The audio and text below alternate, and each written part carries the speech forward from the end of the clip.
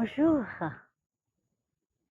Quand je parle François Chen, je suis toujours émotionnelle, comme tous les élèves me connaissent. Encore une fois, la grande gratitude envers cet homme exceptionnel, un grand philosophe, un grand être, un génie de ces siècles qui a su réellement réunir la culture française et chinoise, qui a vraiment su s'aimer le chemin de réunion entre deux civilisations. Il a le mot extraordinaire, clé en français pour faire comprendre le sens profond de la culture et de la pensée chinoise. Je le remercie au fond de mon cœur, comme beaucoup de gens, beaucoup de Français. Il n'y a pas de parole qui s'exprime cette gratitude. Je pense qu'il m'accompagne toute ma vie. Et chaque fois que je lis ces textes, comme si chaque fois on revit différemment, j'ai compris un jour, c'est le chemin de conscience. Aujourd'hui, j'ai envie de vous partager ce qu'il explique le Shen, la conscience, l'esprit, on traduit.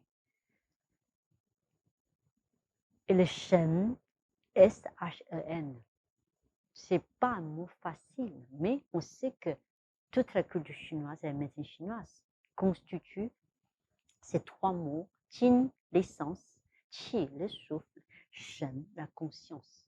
Le souffle fait interaction entre le Qin, le corps physique, substance, et le Shen, la conscience. Le Shen comprend différentes couches du psychisme jusqu'à l'esprit vers l'âme. Mais chaque fois qu'on traduit, on peut traduire qu'un mot.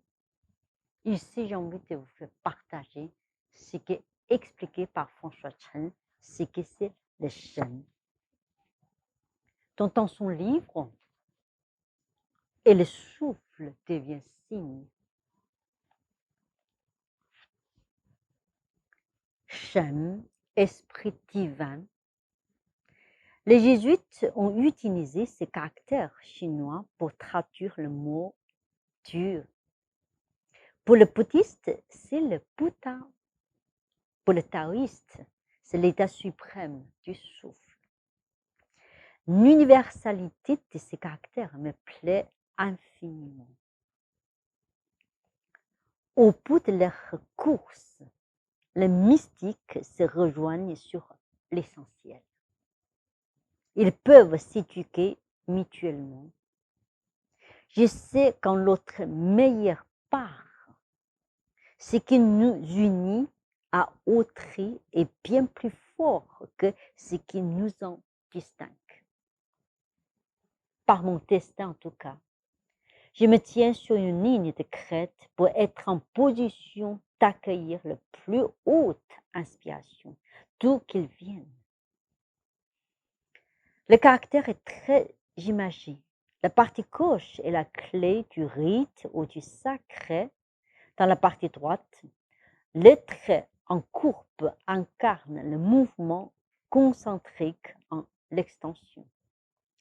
Le trait vertical qui traverse le tout relie le haut et le bas. C'est peut-être la manière chinoise de suggérer l'union de l'immanence et de la transcendance. Toutes ces phrases à lire et à relire. On a compris que le Shen, tel qu'écrit par la culture chinoise, recoupait tout ce qui est l'esprit suprême et sacré qui est défini par toutes les civilisations. Les mystiques se rejoignent l'essentiel et s'éduquent mutuellement. Je trouve ça extraordinaire. Aussi, François Chen a dit que cette phrase est extraordinaire, pour mon destin en tout cas, je me tiens sur une ligne de crête pour être en position d'accueillir la plus haute inspiration, d'où qu'elle vienne. La vie, chaque instant est un message. La vie, quelle que soit la vie, il a toujours la lumière, l'espoir. Donc, il faut dans cette position pour accueillir la plus haute inspiration, d'où elles viennent.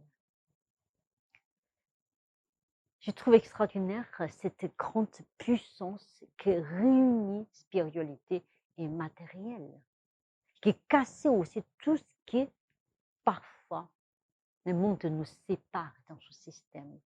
On a besoin de réunir tous ces schémas. Il n'y a que ces schémas de réunir, nous éclaircer chaque instant notre façon de vivre. Encore une fois ici, j'ai grande gratitude pour lui, pour ce qu'il amène pour ces deux cultures qui dominent le monde, la culture chinoise et la culture française.